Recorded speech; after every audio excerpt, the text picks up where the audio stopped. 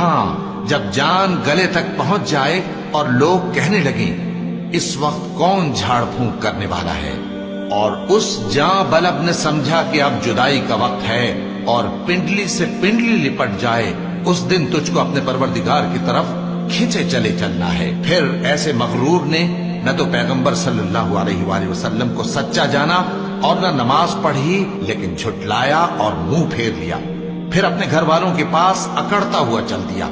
خرابی ہے تیری، خرابی پر خرابی ہے، پھر خرابی ہے تیری، خرابی پر خرابی ہے۔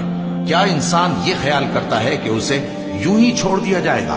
کیا وہ منی کا جو ٹپکائی جاتی ہے ایک قطرہ نہ تھا، پھر لوتھڑا ہوا، پھر اللہ نے اس کو بنایا سو اس کے اعضاء کو درست کیا، پھر اس کی دو قسمیں بنائی، مرد اور عورت۔ کیا اس کو اس بات پر قدرت نہیں کہ مردوں کو زندہ کر دے؟